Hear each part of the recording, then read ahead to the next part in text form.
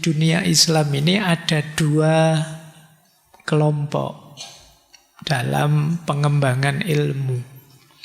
Ada kelompok tradisionalis, ada kelompok modernis. Kalau kelompok tradisionalis fokus pada melestarikan ajaran yang diwariskan para ulama lama. Oke, bismillah. Assalamualaikum warahmatullahi wabarakatuh.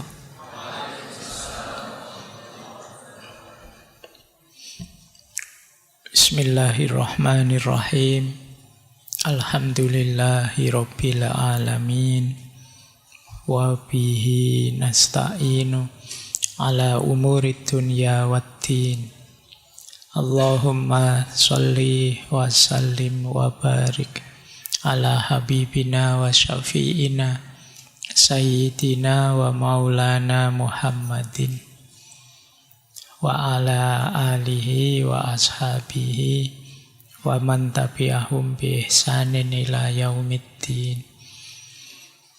Amma ba'd. Bismillah, mari teman-teman kita lanjutkan belajar kita, ngaji filsafat kita. Malam hari ini kita mulai masuk di tema yang baru. Judulnya mungkin rasanya sangat kampus. Tidak apa-apa ya, saya membayangkan teman-teman mahasiswa hari ini kan sedang libur. Mumpung libur, ayo kita kuliahan sendiri di masjid. Jadi mungkin materi malam hari ini agak sangat akademis, tapi ya tidak apa-apa untuk meluaskan wawasan kita. Mari coba kita pahami gagasan-gagasan baru tentang tasawuf. Selama ini kita sudah banyak sih tema-tema tasawuf ya. Nah, malam hari ini cuma cara pandangnya terhadap tasawuf agak berbeda. Kita coba ya.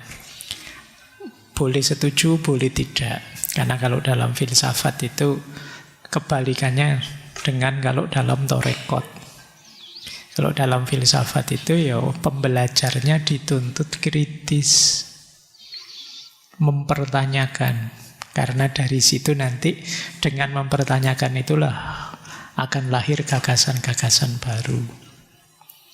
Kebalikannya kalau dalam torekot itu kan pertama-tama diminta patuh.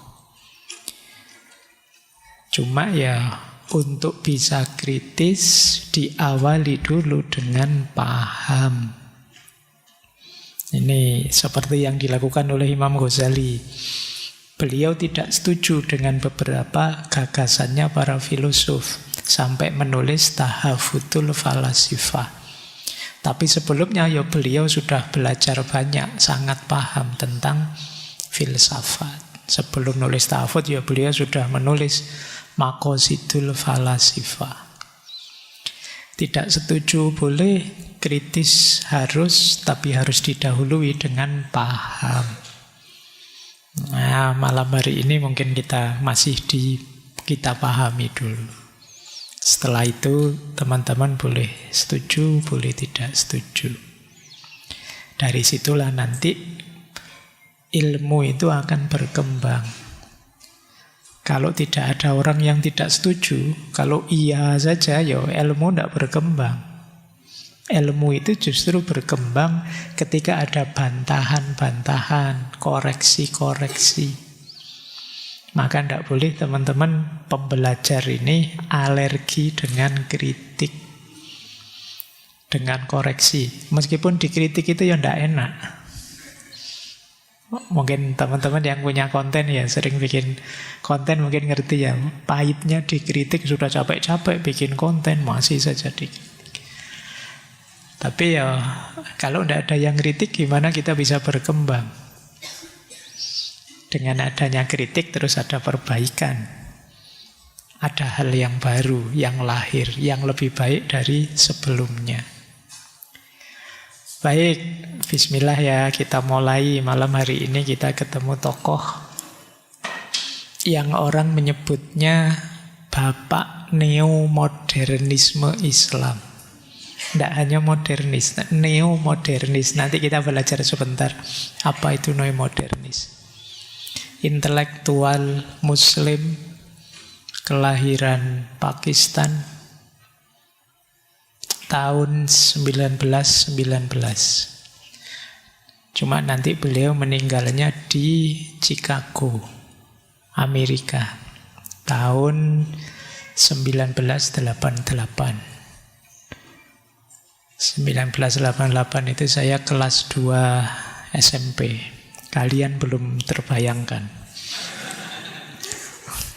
Belum ada ya. Kontribusinya besar, karya-karyanya membawa arus tersendiri. Beberapa intelektual kita di Indonesia muridnya beliau. Jadi, baik. Cuma beliau ini memang pintar sejak kecil. Hafal Al-Quran usia 10 tahun. Ya, dari informasi ini saja kamu langsung mengkerut ya. Apalah saya mesti gitu. Tidak apa-apalah.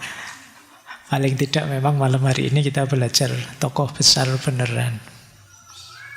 Beliau menyelesaikan S3-nya di Oxford University, filsafat.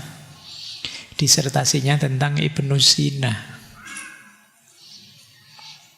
Nanti beliau awalnya sebenarnya karir akademik intelektualnya di Pakistan.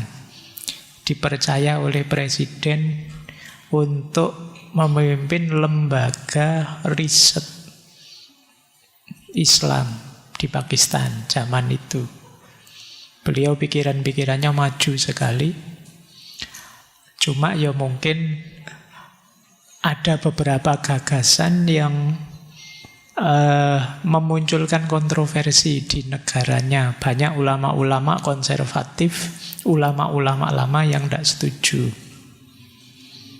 Terus dituduh liberal lah, dituduh radikal lah, dan lain sebagainya. Akhirnya beliau tidak kerasan. Terus pindah ke Amerika. Dimulailah karir akademiknya di beberapa universitas di Barat maupun di Amerika. Di Inggris, kemudian di Kanada, juga di Amerika. Pernah ke Indonesia tahun 1985. Itu sebenarnya beliau sedang dalam kondisi sakit jantung dan diabetes. Tapi itu pun semangat untuk berbagi ilmunya masih tinggi. Baik, itu ya kisahnya beliau. Saya kutipkan sedikit betapa menyesalnya mantan presiden Pakistan saat itu ketika Fazlur Rahman harus lebih memilih keluar dari Pakistan. Ini ada buku menarik yang judulnya Diaries of Field Marshal Muhammad Ayub Khan. Muhammad Ayub Khan mantan presiden Pakistan. Di buku ini beliau bilang begini, Dr. Fazlur Rahman, Direktur Lembaga Penelitian Islam, mendapat kritik pedas dari seluruh negeri yang dikobarkan oleh para mullah, para ulama yang bodoh dan bermotivasi politik. Tuduhan yang sepenuhnya salah itu ditujukan terhadap beberapa pernyataan yang dimuat dalam bukunya yang judulnya Islam, yang ditulisnya beberapa tahun lalu dan kemudian diterbitkan oleh Oxford University Press. Buku ini merupakan karya ilmiah yang ditulis untuk pembaca Eropa dan merupakan upaya untuk menghilangkan beberapa kesan yang salah tentang Islam. Ketika kritik tersebut semakin menguat, ia menggelar 2 konferensi pers untuk membantah semua tuduhan tersebut. Klarifikasi ini akan memuaskan setiap kritikus yang jujur Tetapi mullah yang menganggap setiap pemikiran orisinal dan objektif tentang Islam sebagai musuh bebuyutannya tidak akan tenang. Bagaimanapun tidak mudah untuk menghadapi kritik yang didasarkan pada ketidaktahuan dan prasangka. Tadi saya bilang ya kita harus menerima kritik. Cuma kalau kebetulan yang kritik itu tidak tahu dasar kritiknya karena dia tidak tahu, apalagi penuh prasangka, bantahnya susah. Seperti Fazlur Rahman ini. Jadi yang kritik tidak ngerti, kemudian isinya vonis-vonis, liberal lah, kafir lah, munafik lah, dan lain sebagainya, susah sudah bantah. Kayak kalian dicap orang jadi anak nakal, itu kalian mau apa saja tetap dianggap bagian dari kenakalanmu. Nah itu yang terjadi dengan Fazlur Rahman di situ. Terus kata Muhammad Ayub Khan, jadi saya harus menerima pengunduran dirinya dengan sangat enggan, dengan keyakinan bahwa ia akan lebih bebas menyerang benteng kebodohan dan fanatisme dari luar lingkup pemerintahan. Sementara itu cukup jelas bahwa segala bentuk penelitian tentang Islam yang pasti mengarah pada penafsiran baru tidak memiliki peluang untuk diterima dalam masyarakat yang dikuasai oleh para ahli agama yang bodoh ini. Kata-kata beliau ya, bukan saya. Nanti kamu potong seolah-olah saya. Orang-orang ini tidak akan membiarkan Islam menjadi kendaraan kemajuan. Bagaimana masa depan Islam seperti itu di zaman akal dan sains tidak sulit untuk diprediksi. Ya tidak sulit untuk diprediksi itu ya sudah, kalau memang mindsetnya begitu, jangan berharap kita maju. Ya, ini nanti boleh dibaca ulang untuk ngeritik kita sendiri saja. Jangan-jangan kita bagian dari yang dikritik oleh beliau. Ini beliau menyesal kehilangan tokoh besar yang pinter, ulama besar. Baik, itu gambaran ya tentang sosoknya beliau. Itu saya kasih fotonya itu. Hidungnya mancung, tidak seperti kita. Khas orang sana ya. Yuk kita mulai. Yang pertama, Fazlur Rahman dikenal sebagai tokoh neomodernisme Islam. Jadi neomodernisme Islam ini jalan tengah antara tradisionalisme dan modernisme.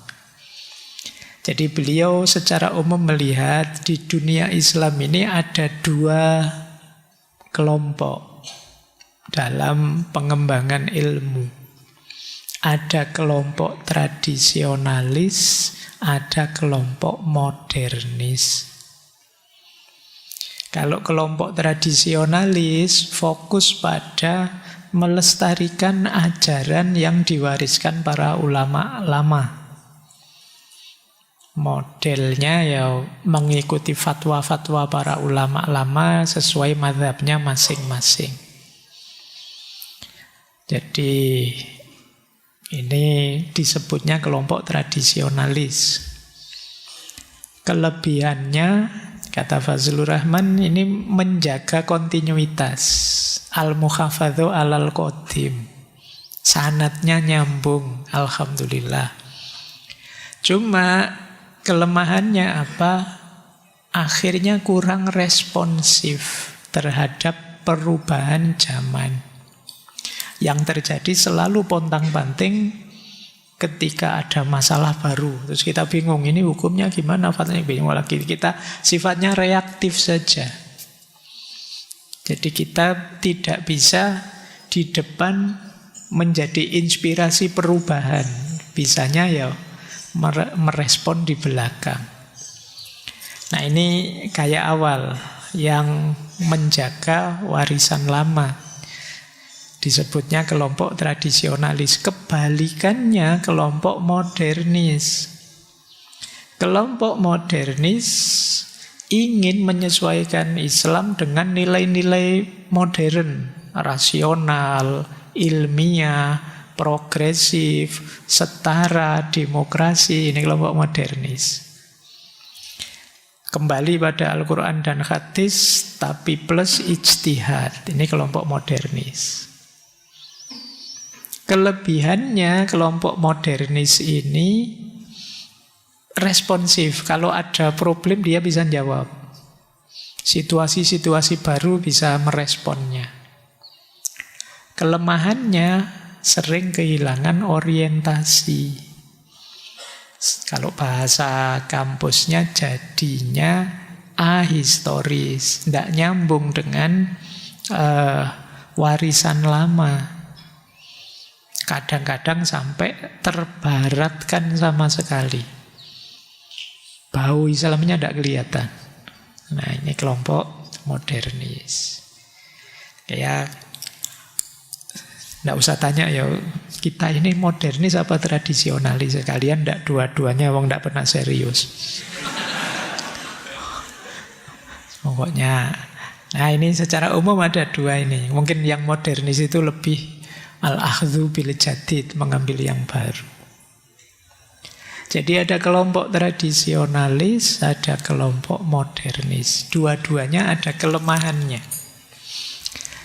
Nah, jalan yang diambil oleh Fazlur Rahman disebut kemudian neomodernis.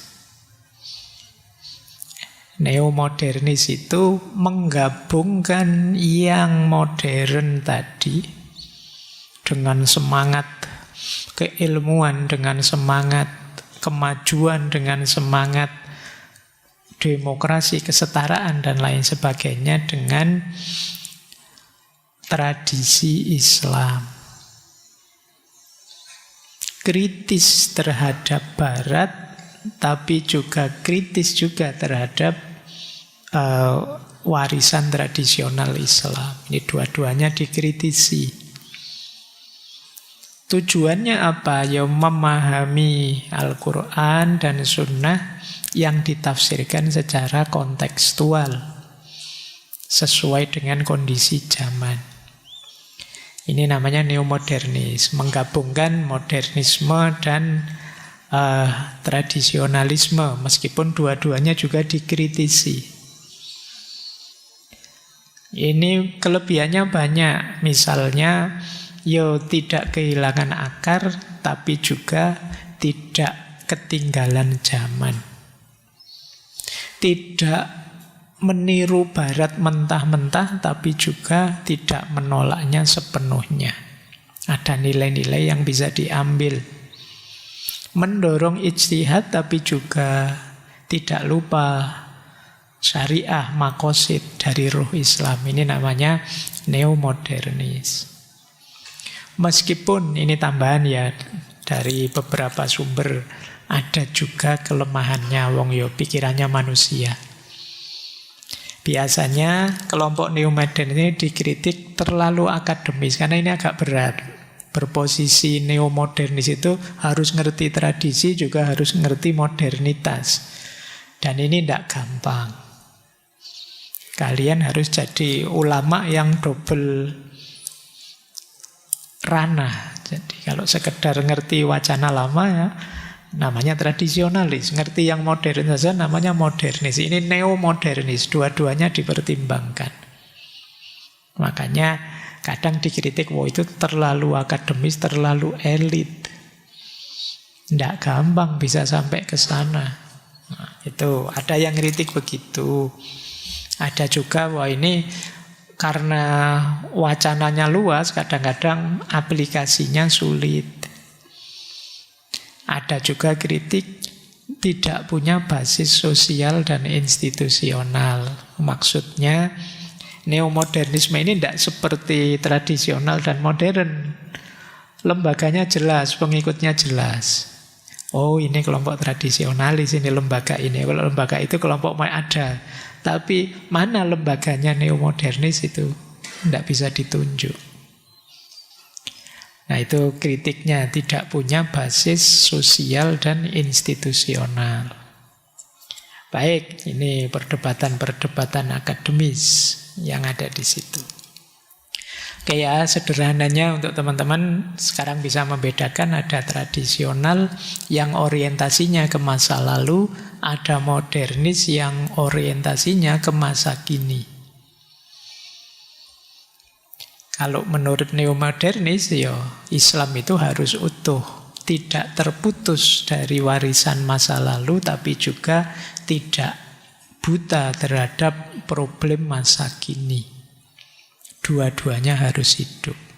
Nah, ini diucapkan gampang, dijalankan tidak segampang itu. Tapi harus dihidupkan yang semacam ini. Karena tidak mungkin kita hanya hidup dengan warisan masa lalu. Wong fenomena baru, dunia ini dinamis, berubah terus. Tidak mungkin juga kita hanya seperti melihat masa kini saja, melupakan warisan masa lalu. Karena kita punya identitas, punya nilai yang harus dipertahankan. Nah, ini tugas berat kalian hari ini. Apalagi sekarang tidak hanya dari sisi waktu, dari sisi ruang kita juga tambah luas. Kemarin kalian kalau dibilang ruang mungkin menghitung luasnya bumi. Tapi ruang hari ini tidak hanya ruang fisik, ada ruang digital. Oh, itu lebih rumit lagi, lebih luas lagi, yang mungkin luasnya jauh lebih luas. Kita pengen seluas apapun bisa kalau ruang digital itu. Nah, ini tantangan-tantangan kalian. Oke ya, mulai kalian harus lebih serius lagi. Biar tidak hanya Instagraman, TikTokan, dan lain sebagainya. Ternyata ada PR-PR besar dalam peradaban ini.